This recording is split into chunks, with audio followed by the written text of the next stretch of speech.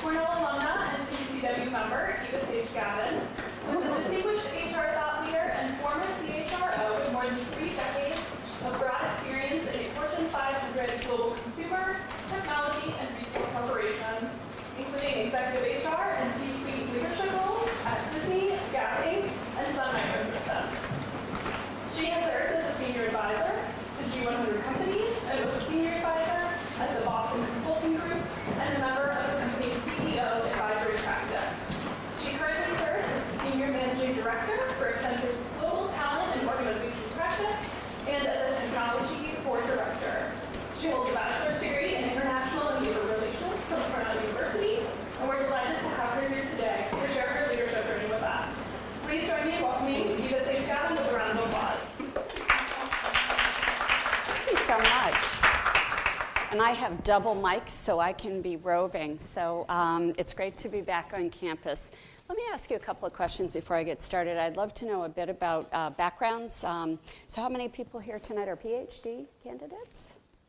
Oh, we got the PhDs on this side. How about on this side, graduate, masters? How many in business, law? ILR, yay! Thanks for coming, I appreciate it.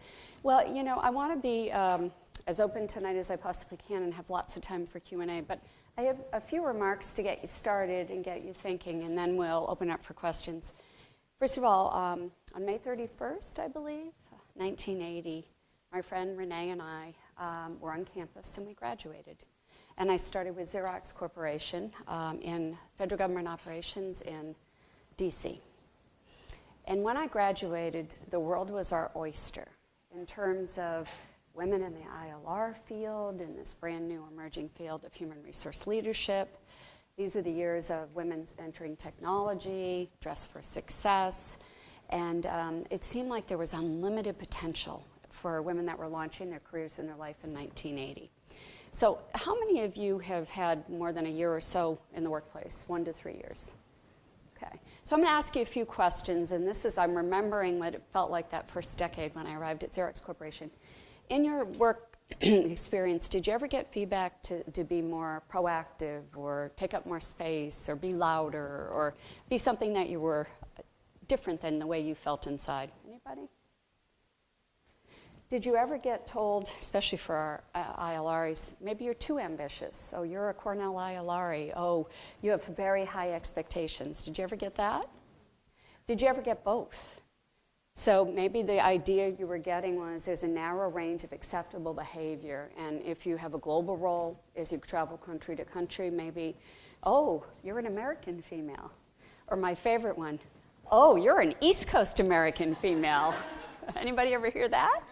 I'm a Boston bred, New York, obviously Cornell ILR, who's relocated 17 times and married a San Francisco guy. So I'm taking barbs all over, you know, whether it's being in New York or whether it's, you abandoned us and you moved to California. So I always enjoy that.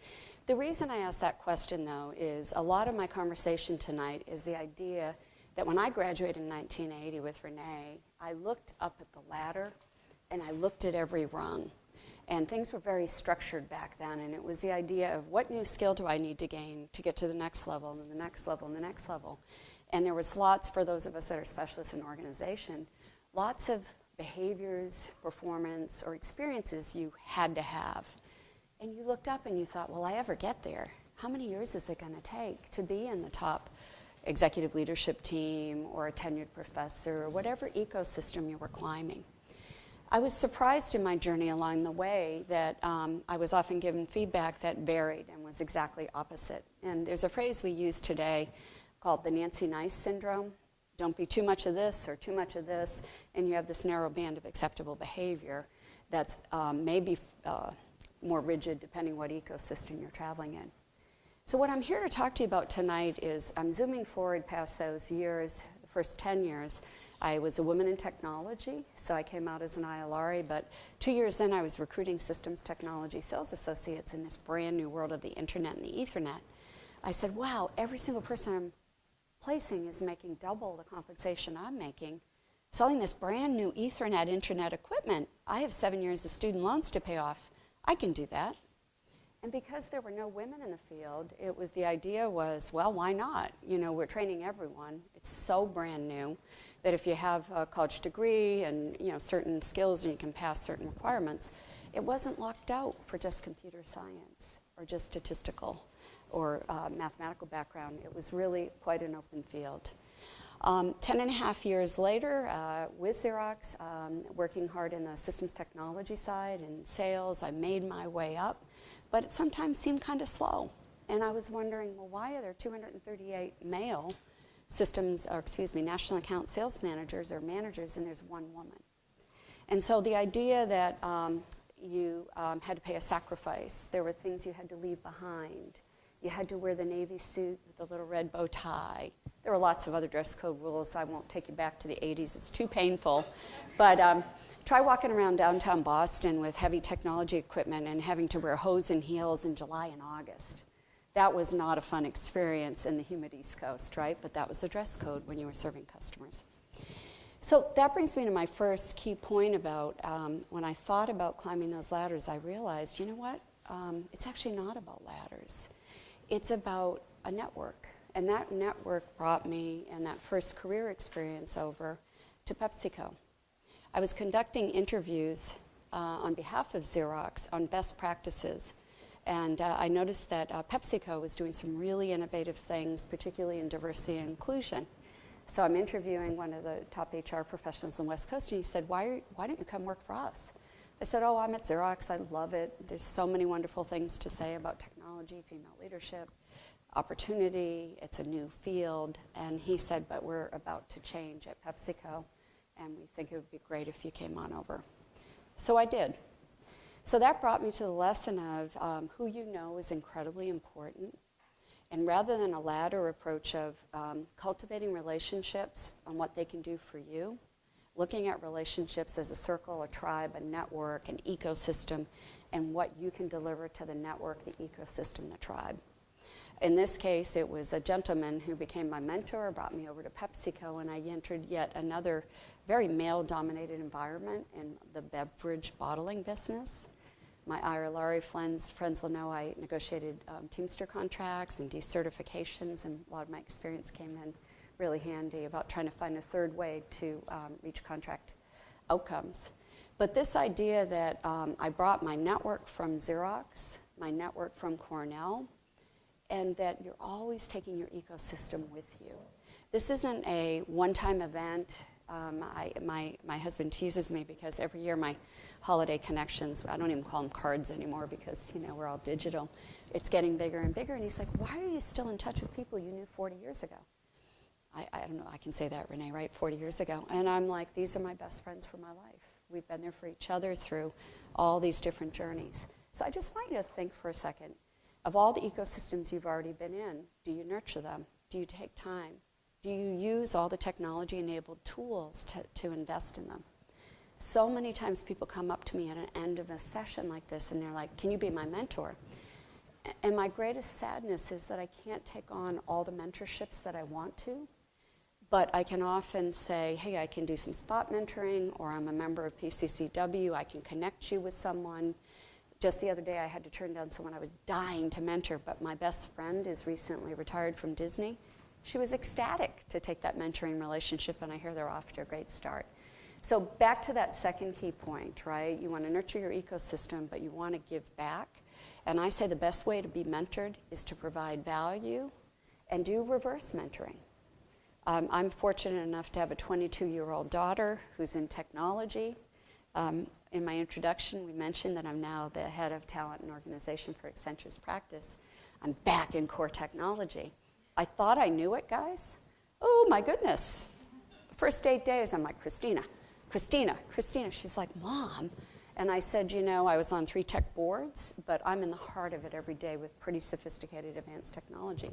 So luckily I have a reverse mentoring relationship and 29 nieces and nephews that also give back. So that's the other thing, is if you're sitting there and you're seeing an amazing speaker, what are they talking about? What value can you add? And what could you do to either enhance their network or give them research? I sometimes will get a student that will say, you know, I noticed you talked about X, and it sounds like you're interested in that. I've done this research. I know someone who's done this research. So be an appreciating relationship where you're providing value, perspective, feedback, problem solving. The best way I can think about that is this idea of, does everybody have a short list of people they would recommend? You know, I talked about in my first stage of my career, my 1.0, being an only. I never thought that 38 years later, I'd be the first woman on 2 technology boards. When Renee and I graduated in 1980, I just assumed we'd be at 25%, 50%, 70%, and that years would solve the issue. Well, guess what? They didn't. If we look at the number of female CEOs in the Fortune 500, it's getting smaller, not bigger. And you can take any ecosystem and look and see that there is continued opportunity. So how do you change that in a positive and high-impact way? Is there anything you can do to make a difference? And that kind of brings me to my third key point, which is one woman can make a difference, but she's got to have allies. So I want to tell you a story about a couple of things that I saw and I looked at that I believe every one of you could do in your own ecosystem with your own expertise. I want to go back to a famous technology company, and it was at the height of the dot-com. And you know, this is ILRE stuff, but I had a male mentor who was extraordinary that I'd met in the 80s who brought me back into technology. He said, let's do an experiment. You get up and use one flip chart, I'll use the other. And every time there's a woman talked about and her skills, competencies, and capabilities, you write it down. And every time there's a guy, I'll write it down. And so we didn't say a word. We said, oh, we're just going to scribe this leadership meeting. It was for succession planning and promotion. So we took the notes, and at the end of the session, we said, hey, let's talk about who's going to move forward and who's ready now for the next level of promotion or capability. And so my mentor and I flipped the charts, and person A's name came up, and John would be over there with a green check mark. In, promoted, done. I'd hear name XYZ, I'd have a yellow check mark. Oh, she needs more confidence, better with customers, not tough enough, too tough, she's too ambitious. By the end of the session, everybody who had the words commanding, aggressive, fun to be with, love to have a beer with him, he can take the hill, he can make things happen, customers love him, he's willing to sacrifice, do whatever it takes, deliver his numbers. That list got promoted. The other list was really nice, so pleasant, love to have her on my team, needs a few more years, not always comfortable with customers, won't speak up, not confident. We need to get her a coach, maybe rotate her for a few more years. Well, by the time the lists were done, no women were on the promotion list. So this, back to one person can make a chance and a person with an ally can make a big difference. We brought that up and we said, wow, of the people we're now moving on, this list looks this way, this looks this way. And then we had a discussion about what today we would call unconscious bias. Back then we would call it framing or labeling, or maybe even stereotyping. And we went back to the list and said, if you said that who are the best, X% of people from this list, who would rise to the top? And there were 5 names that came off that list and went to the promotion list. 4 of those women have achieved CEO or COO status in the technology industry today, and 1 runs her own business. So 5 of 5 who came off that list that day had the potential, they had the skills, they didn't need more development. What they needed was a chance, an ally, and a voice who had power to be able to make a difference. So that idea of nurture your network, it's a circle, not a ladder, and be a voice of constructive change. We'll talk in a minute about the continuum of choices of driving change, but I often think about that day and how many doors it opened, and then how these women are so successful. One of them is a good friend and a president of a brand that I adore, and we were together at International Women's Day. When I tell you the story, you'll know what happened. I talked about Accenture released a report, When She Rises, We All Rise, and I've shared that with Madeline and the team, so we'll be getting out to you. She, as the CEO, decided to do something that brought women's visibility in New York City. So this is Old Navy. They decided to go out and blanket every female statue in New York City with a flower cape or decorate it. So there's 129 statues in New York City. How many do you think have women? Wasn't 0. 20 sounds like, yeah, that's low, but my understanding was like 5. And so, you know, Fearless Girl? She had a beautiful lavender cape with a big bow, and that was the one that was picked up by all the media. The point was you can use humor and creativity and data to make your point and then drive well, why couldn't it be different? Who's looked at the number of statues? So that's the other point is one person can make a difference, use data appropriate for the ecosystem. It can be visual, it can be creative, but you get the message through that that's just not good enough. There are more than a handful of women to be recognized on a base of 129. So that's going to bring me to my next story is the privilege of to whom much is given, much is expected, and that's why I wanted to know where your backgrounds were and what you'd done. So, you know, again, I'm very proud of our time at Cornell and the idea to be part of aggressive social change. I worked in the garment industry for Gap Inc. for 11 years. There's lots of points of view about the garment industry, and I welcome all those points of view. But one thing I know is that there is a tremendous number of female garment workers that every time we pick up any of the clothing we're wearing, probably a number of women's hands have touched them. And that if you think about the ecosystem you're affecting, not just the women who work in the stores or who are the sales associates or the omni-channel reps or the digital analyst, but the female garment workers in countries all over the world. So we did an experiment with Gap Inc. It was called Personal Advancement Career Enhancement. And we said, let's take a group of women with an open factory owner who was willing to let us do it as long as we paid for it. Let's work on numeracy, literacy, and maternal health. And these were in developing countries. And let's see what happens if we partner with a women's educational organization to just work on those 3 things. So counting, being able to write, and surviving maternity. As we know in a lot of countries, that's not a small thing. An amazing thing happened. Productivity in the factory went up dramatically, almost 30%. Domestic violence was pretty rampant as a social norm in this particular country and factory. And what we didn't expect is when women have money, they have power. When they have power, they can sometimes protect themselves from abuse because they are bringing economic value to the family. The other thing we didn't realize is that their daughters weren't getting educated, and if anyone was, their sons were.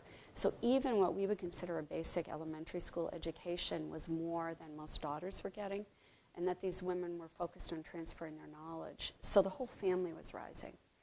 So long, complicated story short, this personal advancement, career enhancement, and the idea of investing in your extended social network with social impact had an incredible lift. And the factory owner of the first pilot factory became our biggest champion to say, he was very bound by the social norms of his country. His point was, this is good for business. So he would travel around with us, and the idea being that however you get there, social purpose, impact, bringing others with you, maternal health, or productivity, results, better supervisors, women rising to be able to supervise other women and continuing their career progress, it had a huge effect. Gap then heavily invested, and they decided to consolidate all of their foundation resources to serve women and underserved youth. And their goal when I was leaving was to reach 1 million women by 2020. So back to the idea, I can think of the woman who recommended this program. She was like, let's try it in one factory and see if it works, and let's go from there. That, we are really privileged. No matter what it took to get here, what it takes to leave here, and what it takes to pay off your student loans or your financial aid, we're some of the best educated women in the world.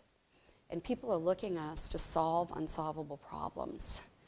And buoyed by that success of the personal advancement career enhancement, you guys were young, but Renee and I remember the extraordinary economic crisis of 2008. Did anyone have a family member who lost their job? Unemployment was heading up to 9%. I had 2 family members that had been long-time stable employment that became unemployed. We got a call from a woman named Penny Pritzker at the HR Policy Association, and there were 350 members, 30 of us on a board, and she said to the president, You know, I'm trying to help the White House with the President's Economic Recovery Board. This was in the Obama administration. Unemployment's going through the roof, and we are trying to get people back to work.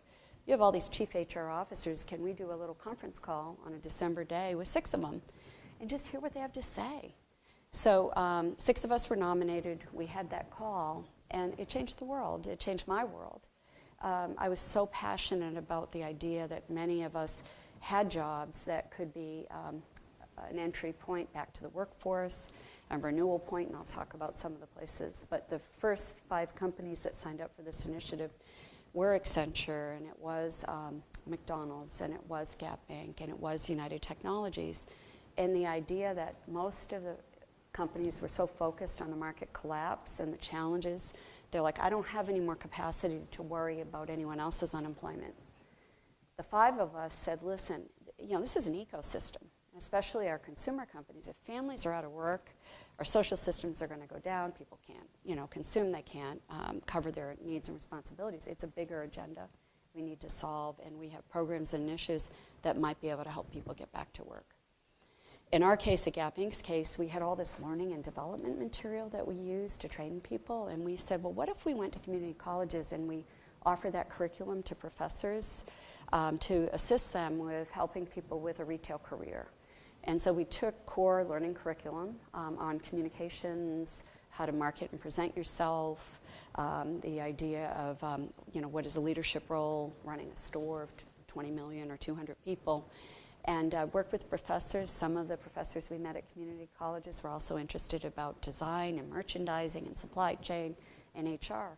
Well, it became a phenomenon. And so by the time we finished this, it became this program called Skills for America's Future. We went from 6 companies starting the initial group to 86 companies. We ended up getting sponsored by the Aspen Institute. That has now gone into this administration to upskill America. And there were, when I left the vice chairman role, there were 15,000 people in the network working on jobs. Our dream was to pass a 5% unemployment rate. And I happened to be at the White House in a meeting the day we passed, and I walked into Dennis McDonough's office and I said, we passed 5% unemployment, I'm so excited. And he said, yeah, but now it's all about wages. And I said, Dennis, you're never happy. The reason I tell you that story, whatever, you know, this is a nonpartisan story, is, you know, I'm one person, I have 4 friends, and I was like, we just can't watch this unemployment. Families are affected, maybe we can't, you know, change it on a massive scale, but, you know, HR Policy Association, we employ 23 million people. If 5 of us get started, and then 10 of us, and then 20 of us, and all of a sudden 86 companies, and we got the president of the American Association of Community Colleges, Dr. Walter Bumpus. My co-chair was Nick Pinchuk. So when Penny Pritzker, our sponsor, got, I call it promoted or bumped up to be the Commerce Secretary, she had to step out of her role, and she had to turn it over. She turned it over to Nick, who became the chair, and I became the co-chair.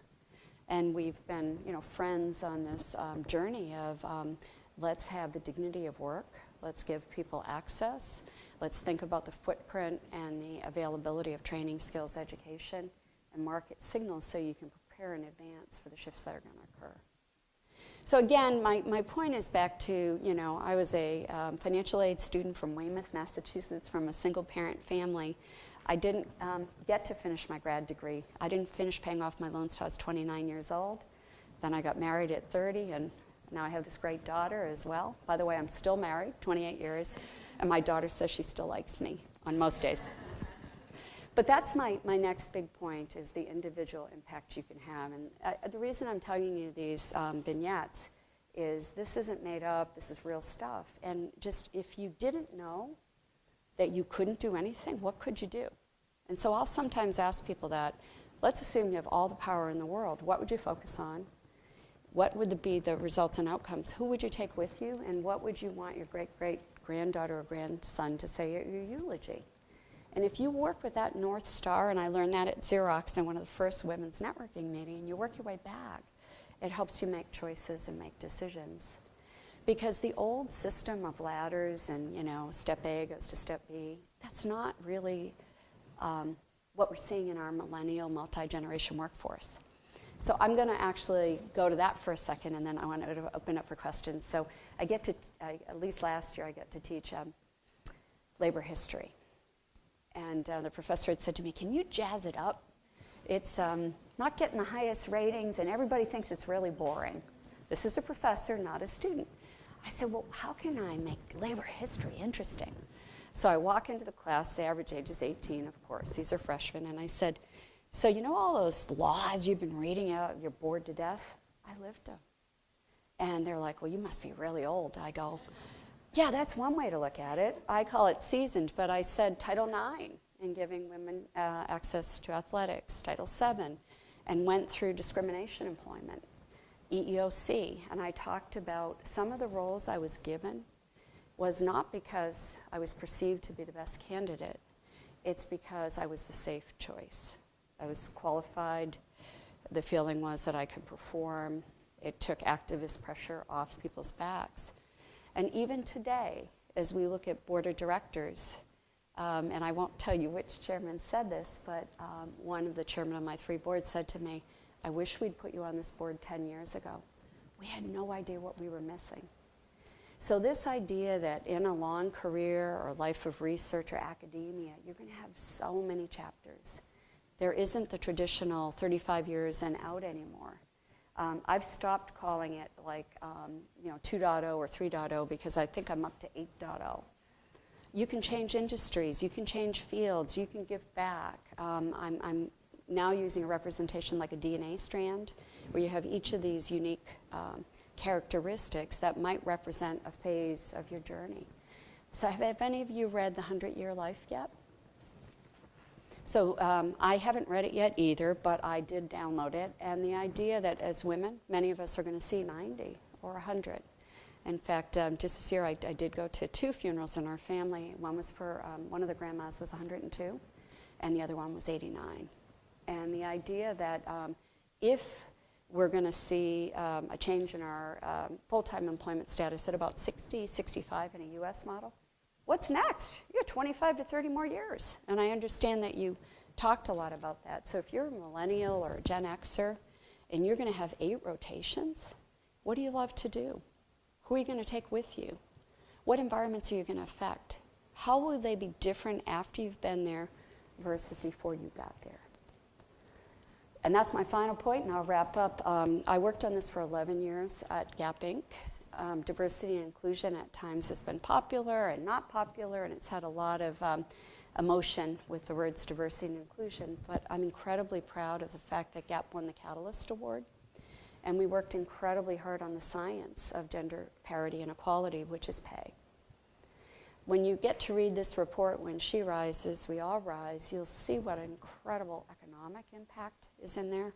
That if we simply saw the pay gap go, it doesn't have to close all the way from 73 cents an hour, 73 cents on the dollar to male, it's 100 obviously, close it to 93, it releases 2.9 trillion of economic value into the ecosystem.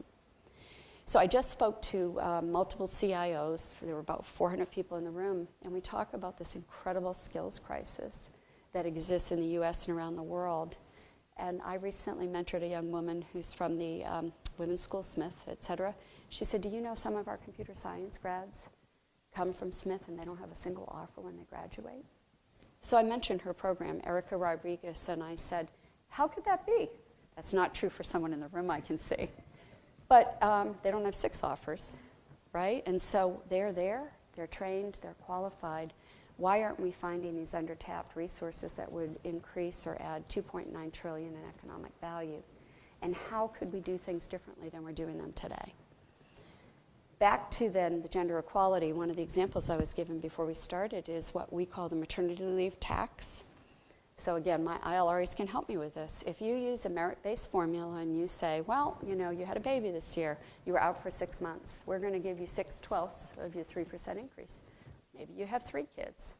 If you have cumulative effect of 6/12 instead of 12/12 of salary increase over a 10-year period, you're behind and you'll never catch up.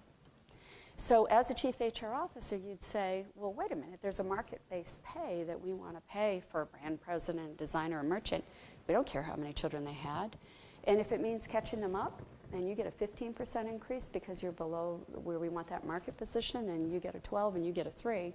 It's to what the market will bear for your skills and your capabilities, not what's your history been here and how many children did you have and how many months did you have off work. It might be for elder care, it could be for partner care, it could be any family leave event. So those are some of the things that we're seeing as the science of the work that we need to do in terms of driving the social change. And that makes a huge difference, right? And so each of us can look in our ecosystem. Some of us will be comp experts or chief HR officers, or we'll be running a department, or be a CEO, we'll be a veterinarian, will be an academic or faculty leader, putting data out, looking at, I call it the third way. It's not right or wrong. Nobody said, let's be discriminatory and prorate maternity leave. It became a standard practice. Well, let's have a new standard practice. Let's pay you what you're worth and pay you what you're worth and know what those market values are and make a difference. And then you can cascade that. So that's my final, and I'll stop. When you get the report, When She Rises, We All Rise, Renee and I were chatting. There's 3 big levers in the report, and it talks about the 40 factors that exist to create an environment where people can do their best work and have pay parity, gender equality, and begin to close the gap. I said I wish I'd had that 10 years ago. We found our way at Gapping to the Catalyst Award, but we were making it up as we went. And it was actually a guy on my team who said, I think our ultimate source of competitive advantage is, what if every woman wanted to work here before they wanted to work anywhere else? And we did it because we were in the Bay Area trying to figure out how to fight the technology and e-commerce world. And we're like, wow, we can't, do the cafe, or we could do the dogs. We have dogs. But you're in downtown San Francisco. So we said, you know what? What would that look like? What would be required to invest it? What would be different? And a whole bunch of things came out. We said, our biggest thing of people not taking senior offers is they can't get childcare. They want their baby somewhere they can be close by. And so if we could get downtown San Francisco childcare, we could make someone a senior offer, and if they didn't have to wait on the wait list for 5 years, before they even got engaged. So we ended up spending $10 million. A child care space became available. We signed a 10-year lease, and it was at a time when we weren't in an economic strong position. The turnover rate of men or women that had their child in that child care center was 2%. Overall turnover in retail is more like 25% for professional and like 100% for stores. Those are sort of the standards. So, anyone could have thought of that, but in this case, it happened to be a guy that said, what technically would we do to make this the best place to be competitive for women? We introduced results-only work environment and flex schedules and virtuality, and just said, what if she, and we literally had some different she's with multiple life stages, had a phenomenal experience, could have her baby, could have a reasonable leave, could have coverage, could keep nursing her child, and that it was socially acceptable. I had a number of women on my team who were like, oh, I got to go across the street.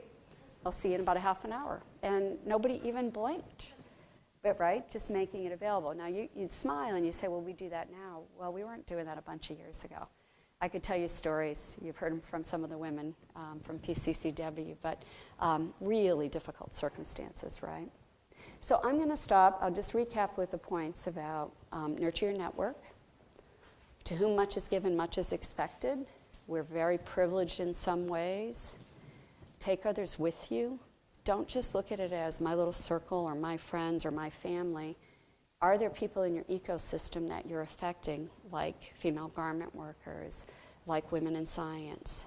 And how can you leave a legacy that you'll be proud of when your great-grandchild is doing your eulogy?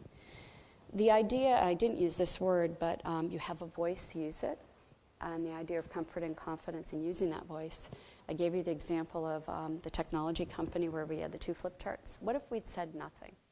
What if those 5 women weren't pulled up in that tech company? What if they weren't CEOs and COOs today?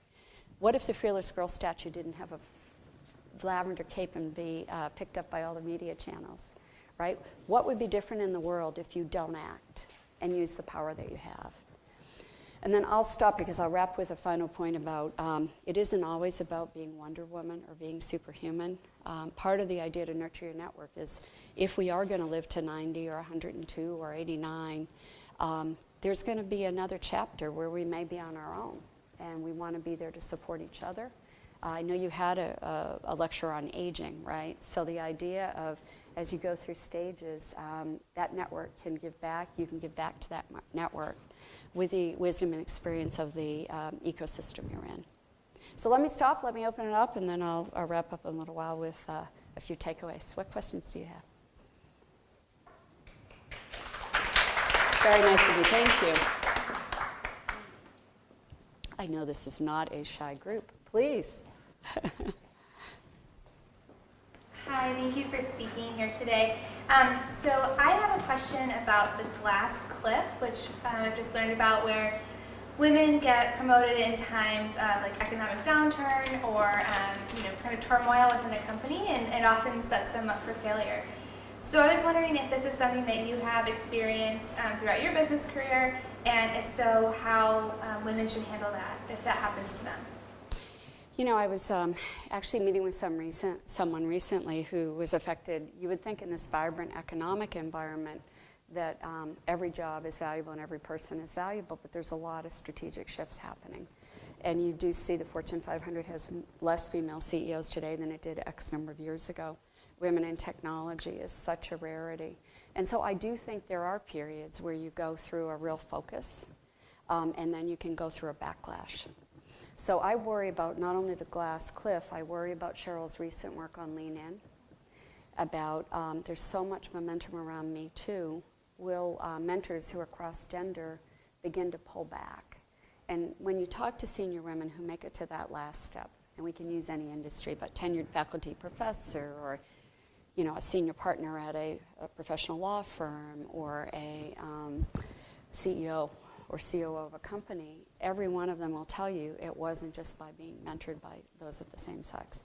So I think glass cliffs exist. I've seen them. My advice is generally put every single effort you can to a successful outcome.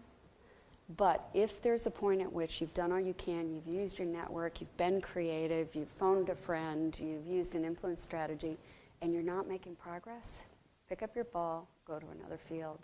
Because life is too short to be unhappy and miserable, and you're too valuable. But the physical strength to pick up, how many of you know Sally Krawcheck or have heard of her? So I just saw Sally speak last week at this CIO conference, and she's now the CEO and founder of Elevest, which is focused on female-owned companies, social impact investing, in particular millennials. She said, I've been fired a couple of times on the front page of the Wall Street Journal, and she goes, I love men, I married 2 of them. The idea that she said, I'm stronger for the things that didn't work than for the things that did work, and I'm strengthened and humbled by that experience. So have I hit glass cliffs? You bet. Have I thought that I got jobs because people saw that I was a woman and it solved a problem for them? You bet. Do I think they felt incredibly differently a year later and wish that they had picked me in the first round? You bet. Do I care I was the second choice or the third choice? Or as one guy said to me, you were the 4th choice. I said, and who performed the best? He's like, well,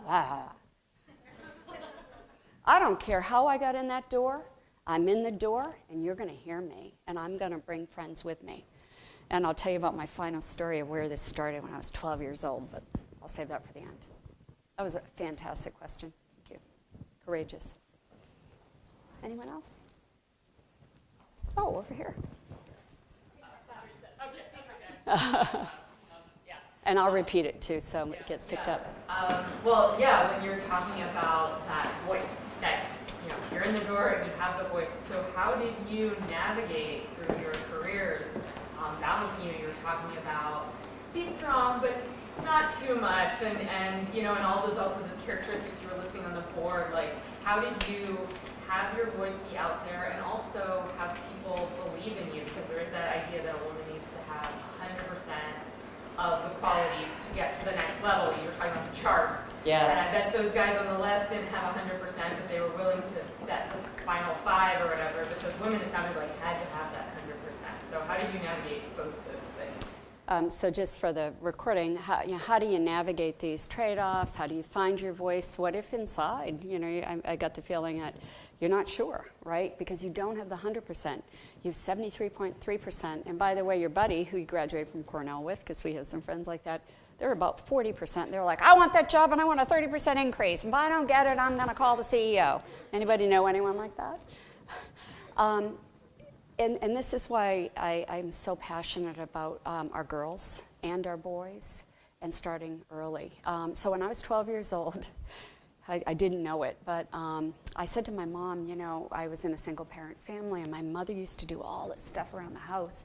And she had a hammer and she knew how to wallpaper and she'd fix things. And I'm like, Mom, how did you learn how to do all this stuff? She said, well, your grandfather, my dad, would let me tag along. I was the 7th kid, and at that point he had given up. And so he's like, okay, let me show you how to do this, this, and this. I said, well, Mom, they had this thing called wood shop and metal shop at Weymouth High School, or junior high at that point. Do you think I could go to that? Like, I don't know anything about, how to do the stuff that you know how to do. She's like, and she was a first grade teacher, she's like, well, why don't you apply?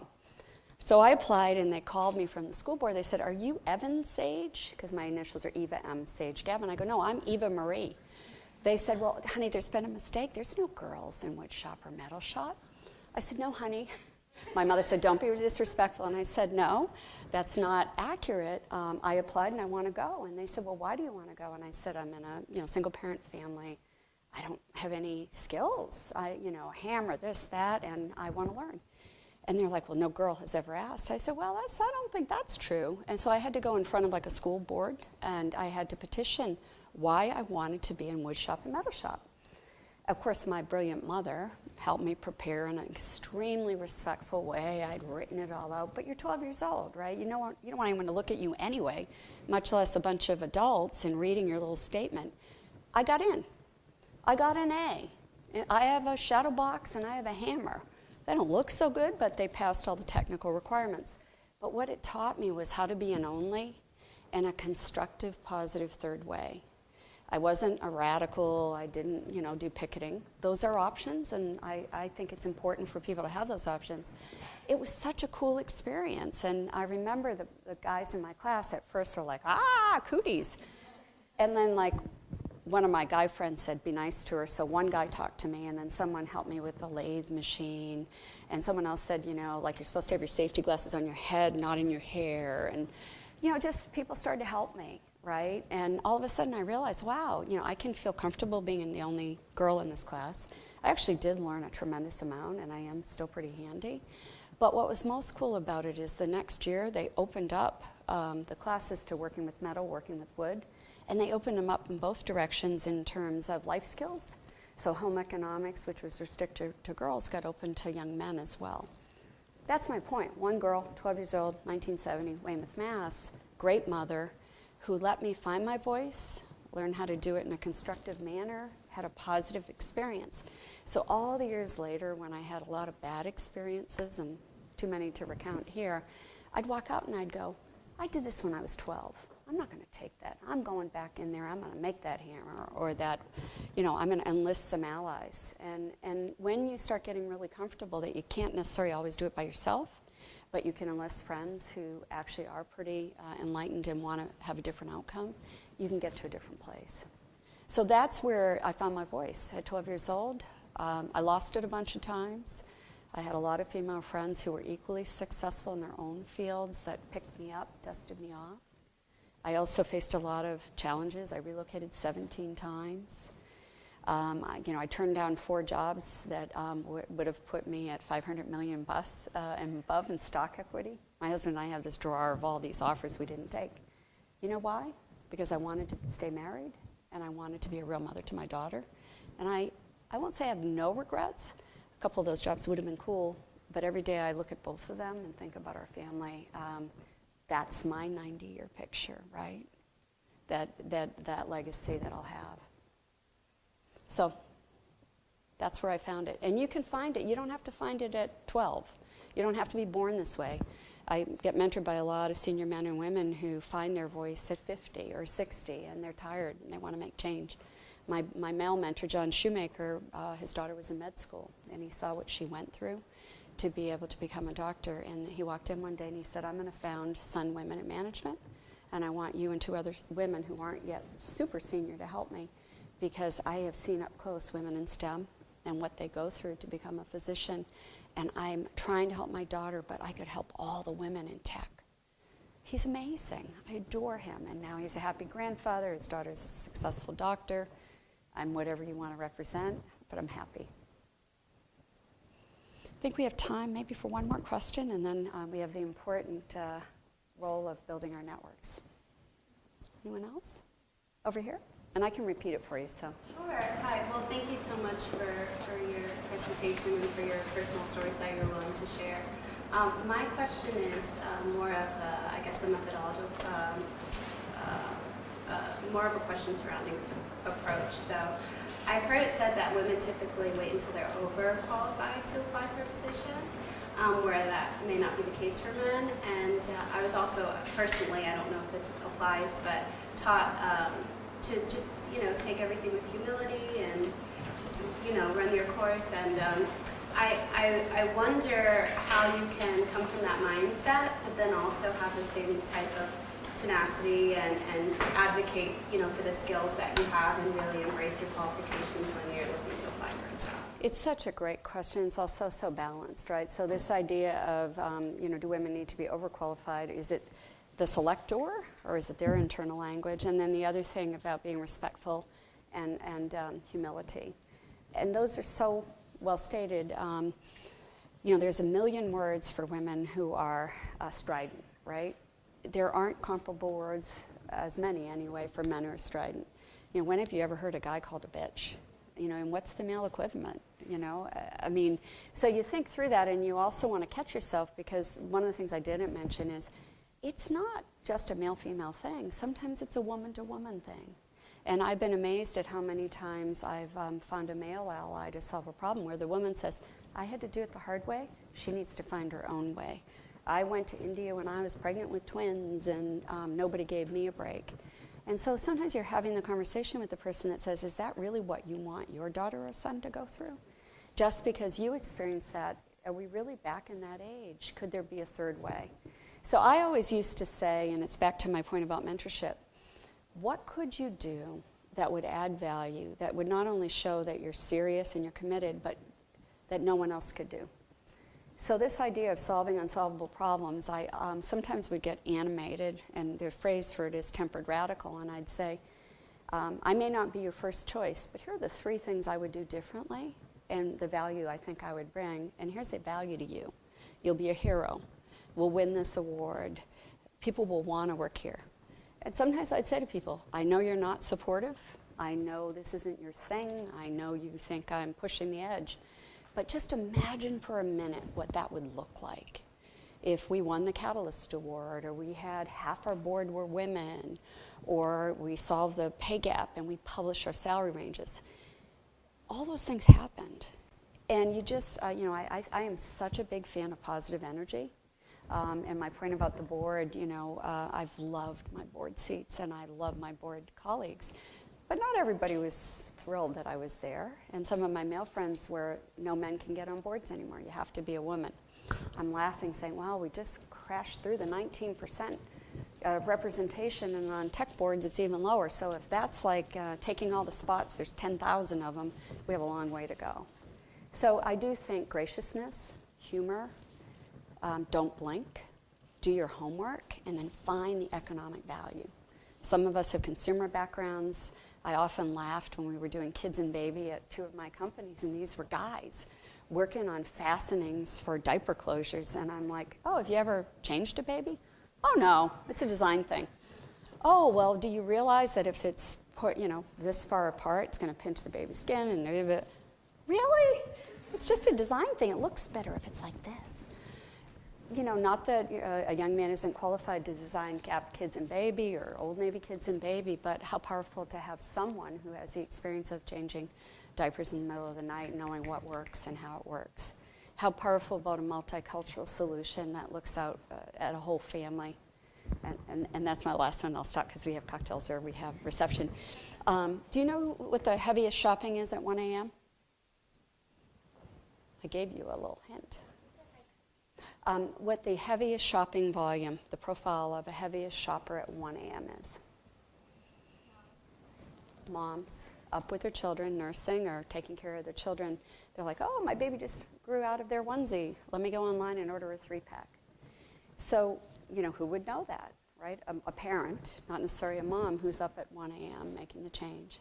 So, I'll leave you with that, but the idea that creates a fresh perspective, deep experience, economic impact, and you're able to have a voice that says, what would the economic value be if we had a more vibrant kids and baby business? Because we actually had working parents who know what it's like to be able to clothe and take care of their children. So these diversity examples, they're not really male or female. They are, this is who we're serving, this is what their unique needs are, and don't be afraid to say, and I believe I can solve it better than all the other candidate choices. Thank you. And you just smile and you don't blink. I'll stop there. Thank you.